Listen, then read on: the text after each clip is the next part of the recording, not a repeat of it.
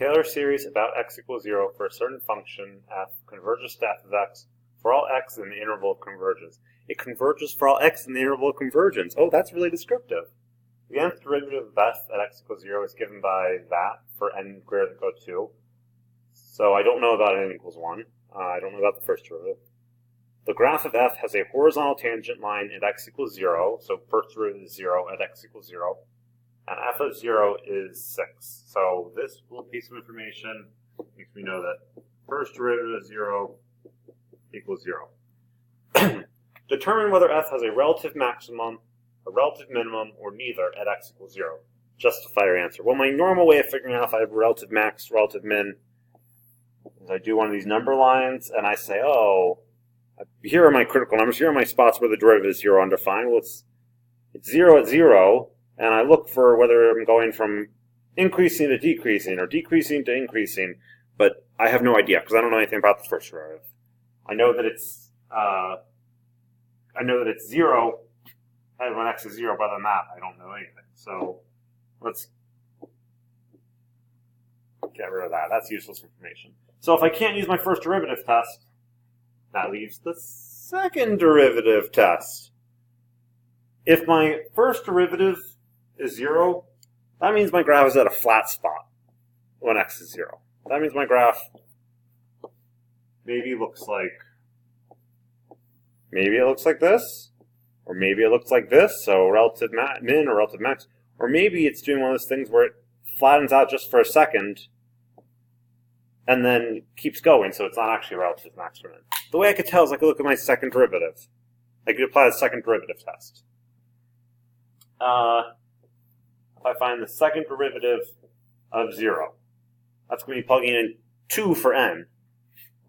And I do -1 to the 2 plus 1.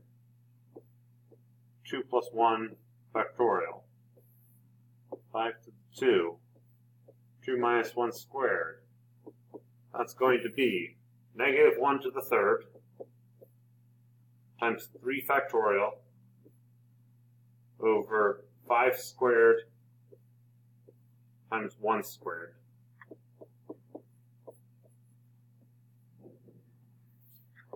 Because the second derivative is negative,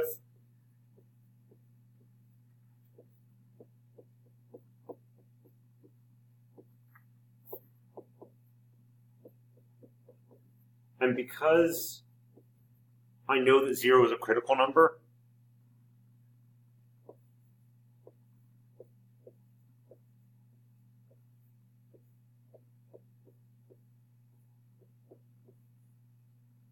I know by second derivative test that I must be at a relative max. Out of these three things, the only one that has a negative second derivative is concave down and is flat is this one. I'm concave down, so I must be at a relative max. So, because second derivative is negative, and because first derivative of 0 is 0, f has a rel max at x equals 0 by the second derivative test. Part B. Write the third degree Taylor polynomial for f about x equals 0. Third degree Taylor polynomial. Those are things that look like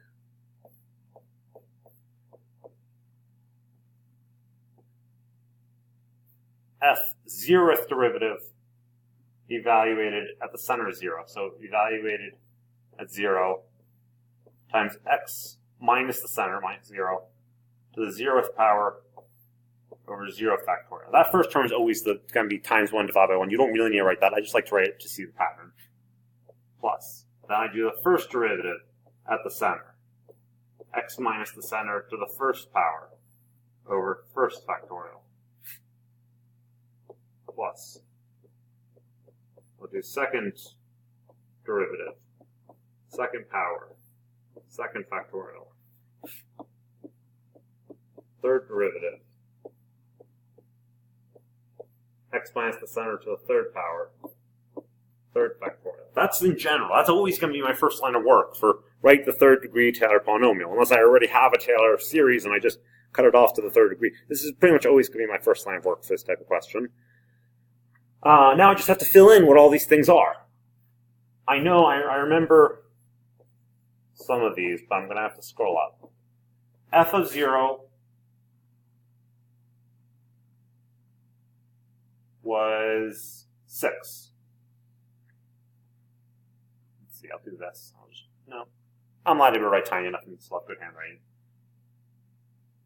I'll do this. I know F of 0 was 6.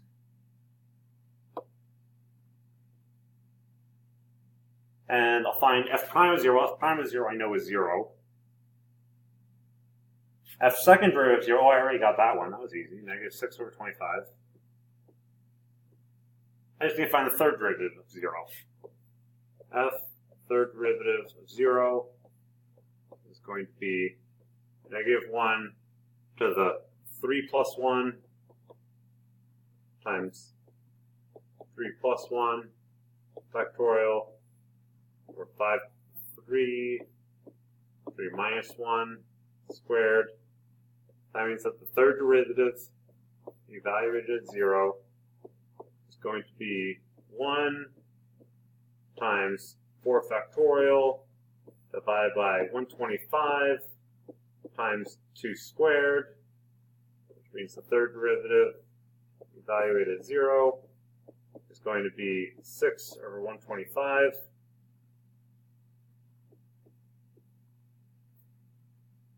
Here I'm going to write plus 6 over 125. And that's, I mean, I'm just filling in this thing, this thing, this thing, this thing. I still have times x to the 0 or 0 factorial means times 1 divided by 1, so nothing there. It's still going to be x over 1. 0x, of course, is going to go away.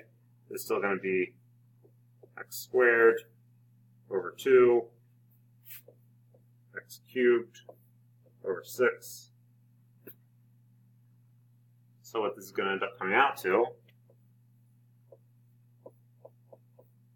is 6 plus no x's plus negative 3x squared over 25. I could write minus 3x squared over 25, but I don't know. The undo button is so far away.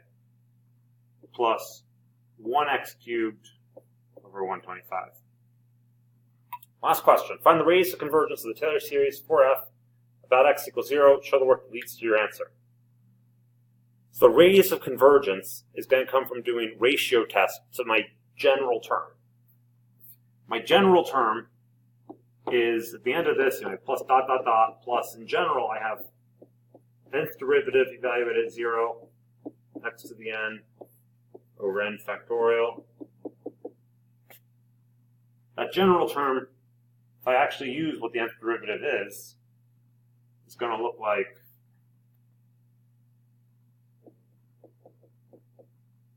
negative 1 to the n plus 1, n plus 1 factorial over 5 to the n and minus 1 squared. That was me just doing this part. I still have times x to the n over n factorial. I'm going to clean this up a little bit. N plus 1 factorial over n factorial is just going to leave an n plus 1 on top. So I'm going to have negative 1 to the n plus 1, n plus 1, x to the n, over 5 to the n, and minus 1 squared. I'm going to apply ratio test to this. Let's give it a try. I'm going by ratio test. Let's see where it comes out to less than 1, then I'll test the endpoints. So, applying some ratio test. I'm going to do limit n approaches infinity of this, which normally I do by doing a n plus 1, and then times the reciprocal of an. I don't normally write that in my work, but just so you understand what I'm doing, that's what I normally do. I'll do the limit as n approaches infinity of. I'm plugging in n plus 1 at first, so it's going to be negative 1. It's normally negative 1 to the n plus 1, but if I plug in n plus 1 into that, it's going to be n plus 1 plus 1, n plus 2, n plus 2, x to the n plus 1, 5 to the n plus 1, n squared. Then the reciprocal, I'm just going to write my general term, I'm going to write it upside down.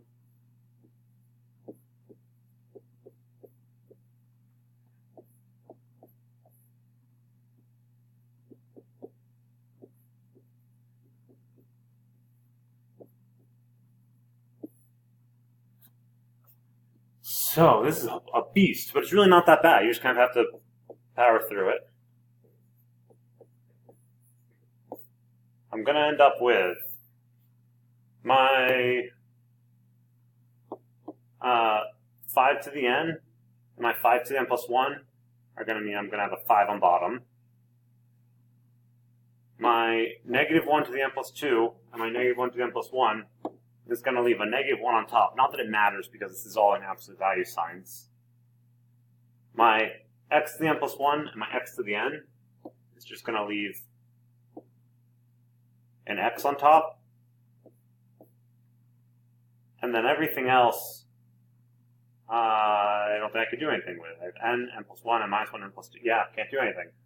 So I'll have n plus 2, n minus 1 squared, n squared, n plus 1. But the thing is that this whole piece, as n approaches infinity, it's gonna be third degree on top, third degree on bottom. I'm going to divide coefficients. It's going to come out to 1.